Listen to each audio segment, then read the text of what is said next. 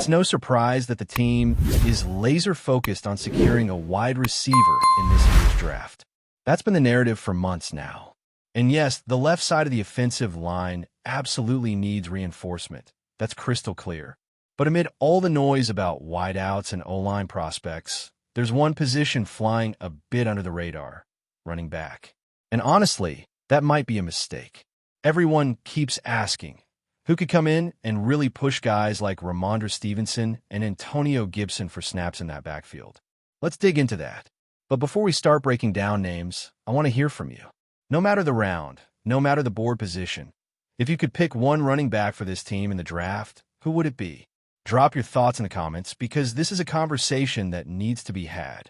Look, this draft class is absolutely stacked when it comes to running backs. I'm talking about one of the deepest and most promising groups we've seen in the last 10 years. And the team cannot afford to overlook that, even with more pressing needs on the roster. Sure, getting the passing game right is a priority, and with talents like Drake, May, and Stephon Diggs already on the field, we're starting to see the pieces of an exciting offense come together. But the question remains, who's going to carry the rock? Reports have started surfacing that the front office is actively looking at young, high-upside running backs. That's not just speculation. It's rooted in actual conversations happening behind the scenes. There's been some buzz around Ramondre and concerns about ball security, and that's not going away quietly. The good news? He's going to have support. The better news? The rest of the offense is being tasked with a clear mission: protect the football, protect the runner, and get that ground game rolling. And with 9 draft picks coming up, including a pair sitting at 67 and 69, the opportunity to land a legitimate threat in the backfield is right there. There's even some chatter about a potential trade involving Matthew Judon and Dallas to move around the board and maybe go after a guy like Joe Milton later in the 5th. But regardless of whether or not that happens, one thing's for sure: one of those third-round picks better be a running back. You don't need to spend your top 5 pick on one, but you better not walk away from day 2 without one on the roster. Draft analyst Mel Kiper has already dropped his early rankings, and a few names are standing out: Ashton Janney, Omarion Hampton, and Quinton Judkins, just to name a few. But before we go deep into scouting reports and potential fits, let's be real about something. The team probably won't get a shot at either Ashton Janney or Omarion Hampton. Those guys are elite talents, first-round guys. And by the time pick 38 rolls around for this team's second selection, they'll be long gone. And let me be clear, there is no world where this team should take a running back at number 4 overall. That's not a knock on Janney. He's a beast, a Heisman finalist, and absolutely electric. But that pick needs to go elsewhere. Plain and simple. So what does that leave us with? A treasure trove of really solid backs available between rounds 3 and 5. I'm talking about value picks that can come in and make a difference immediately without requiring you to sacrifice early round capital. And honestly, this class is so deep that you can get a potential RB1 even late on day 2 or early day 3. That's how good we're talking. From everything I've been hearing, the team has identified 3 key traits they're looking for in a running back this year. First, speed. Not just burst, but real breakaway speed, because Stevenson already brings the power. Second, receiving skills. Let's be honest, Raheem hasn't exactly inspired confidence when it comes to catching passes out of the backfield, and that has to change. Josh McDaniels, as every Patriots fan knows by now, has always built his offensive schemes around versatile backs who can catch passes, line up in different spots, and be real threats in space. And finally, explosiveness. They want someone dynamic, someone who can make a defense miss and bring energy to every snap. With that in mind, we're looking at a list of prospects who might just check all 3 of those boxes. And we're not just talking about round 1 guys. In fact, most of the backs are going to fall right into that sweet spot, day 2 and early day 3. That's where the magic could happen. Let's start with Dylan Sampson out of Tennessee. Projected to go somewhere between round 2 and round 3, Sampson is one of the more intriguing speedbacks in this class. He clocked in at 4.48 in the 40-yard dash. That's fast, no doubt about it. But there are some question marks around his receiving ability. His college tape shows limited usage in the passing game. Few receptions, not a ton of receiving yards, and we didn't get to see him run many advanced routes like wheel routes or jet sweeps. That could limit his upside in this specific scheme. But what he lacks in receiving, he more than makes up for in explosiveness. This guy hits the hole hard, stays on his feet after contact, and knows how to grind out extra yards. And get this, he's already had a pre-draft visit with the team, which tells us they're definitely looking at him as a potential pick, probably in round 3, where they've got multiple chances to strike. Now, another name in the mix brings similar speed, but better receiving skills. He's caught the same number of passes as Samson, but turned them into about 100 more receiving yards, which tells you he's more efficient and fits better with what the team wants to do. He's explosive, no doubt, but what really stands out is his ability to stay low after contact, protect the ball, and keep driving forward. That's the kind of mentality that makes coaches fall in love with a player. One thing that makes this guy especially interesting is his background. He spent most of his early football years playing quarterback. That means he sees the field differently. He understands offensive schemes in a more cerebral way, which could be a real asset when you're trying to make quick decisions out of the backfield. Pair that with his wide receiver-like hands, and you've got a triple threat weapon. That's the kind of versatility McDaniels is going to love. And then there's another back who's a pure power runner, averaging 4.4 yards per carry. Not used much in the passing game, but he breaks tackles like a man possessed. He's built like a superhero. Seriously, the more contact he takes, the stronger he seems to get. But here's the thing.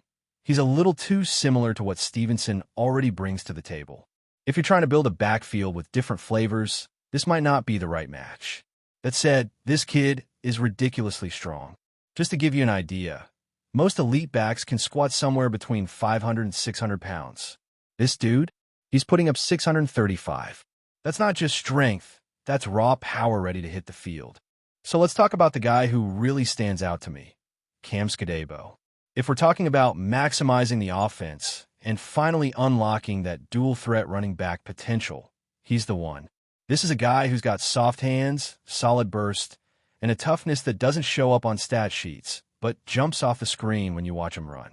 What separates him isn't just his ability to catch passes, but what he does after the catch.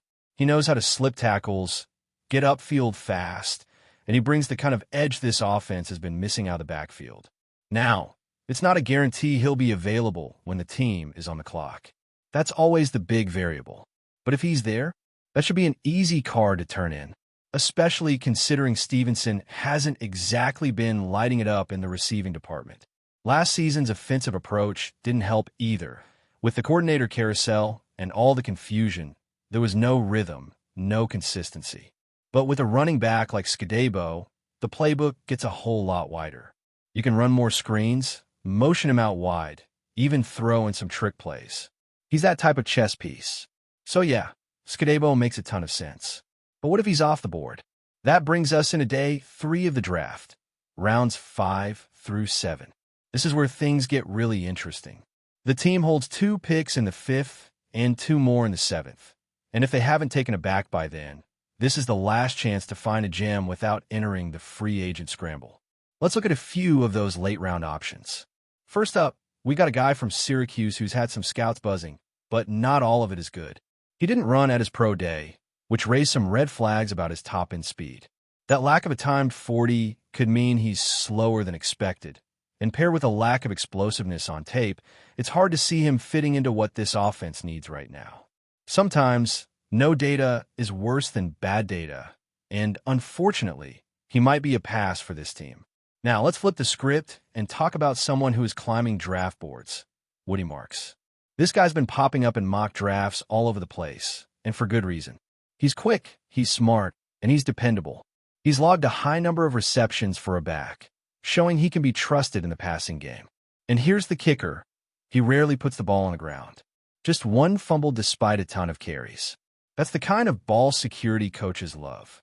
He's the type of back who might not make headlines, but will quietly rack up yards, move the chains, and do all the little things right. Jaden Blue is another name that deserves real attention. He's already visited the team, which tells you the interest is real. Blue is a smooth runner with quick feet and sharp cuts. He's particularly effective in tight spaces, showing the kind of lateral agility that makes defenders whiff. His hands are solid, and like Marks, he's proven to be reliable catching out of the backfield. Blue would be a savvy fifth-round pick, one of those how-did-he-fall-that-far type of steals if things break right. On the other end, Taj Brooks is a powerful runner who brings that old-school, between-the-tackles style. But here's the thing. He ran the 40 in around 4.5 seconds, which isn't exactly elite speed. That doesn't make him slow, but in today's NFL, where speed kills, that time raises eyebrows. He also hasn't been used much as a receiver, so there are limits to what he brings in terms of versatility. If you're looking for a bruiser, Brooks could be your guy. But if the goal is a dynamic threat who can be moved around, he might not be the best fit. Then, there's Donovan Edwards from Michigan.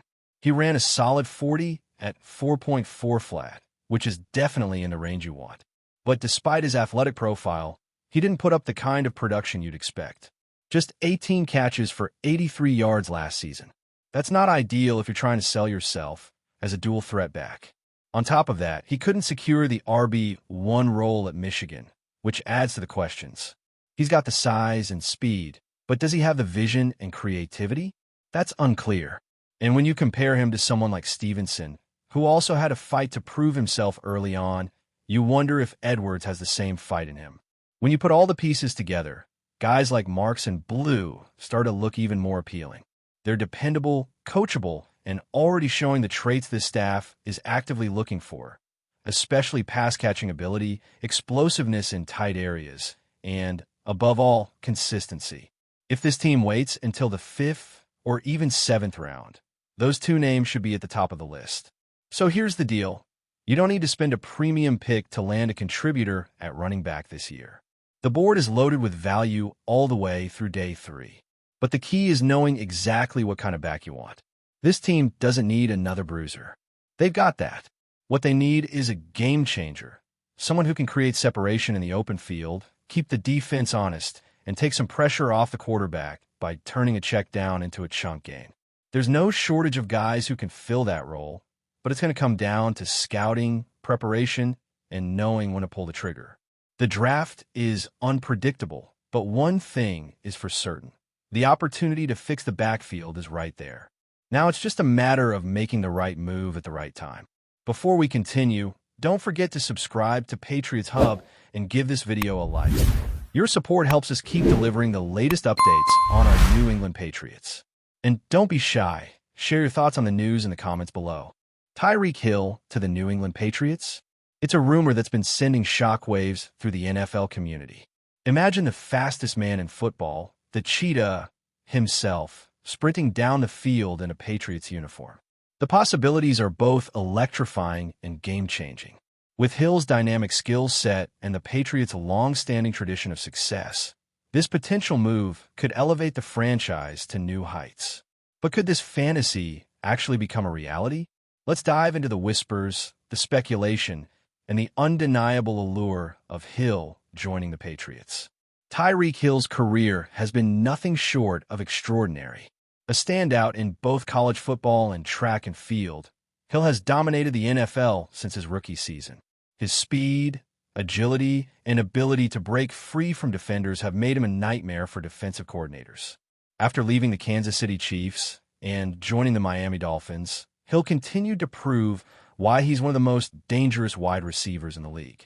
In the 2023 season alone, Hill led the NFL in receiving yards and touchdowns, finishing with 1,799 yards and 13 touchdowns, earning Pro Bowl honors and a first-team All-Pro selection.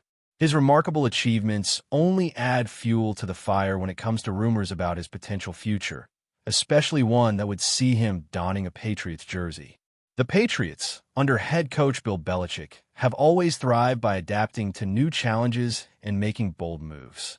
While New England's offense hasn't been as explosive in recent years as it was during the Tom Brady era, they have shown flashes of brilliance, especially with rookie quarterback Mac Jones. Adding a player of Hill's caliber would be a game-changer for the Patriots' offense. The mere thought of Hill, with his unparalleled speed, alongside Jones' developing playmaking ability, creates an offensive duo that could rival some of the best in the league. Not only would Hill provide the Patriots with a legitimate deep threat, but his experience and playmaking ability could help elevate the team's overall performance, providing the offense with an edge they've been lacking. However, the move wouldn't be without its challenges. The Dolphins, for all their frustrations last season, are unlikely to let Hill go without a fight. Hill's contract is lucrative, and Miami's front office may be hesitant to part with a player who has been a key figure in their offensive game plan. Moreover, the Patriots would have to find a way to fit Hill's salary into their cap space, all while navigating the competitive market for wide receiver talent.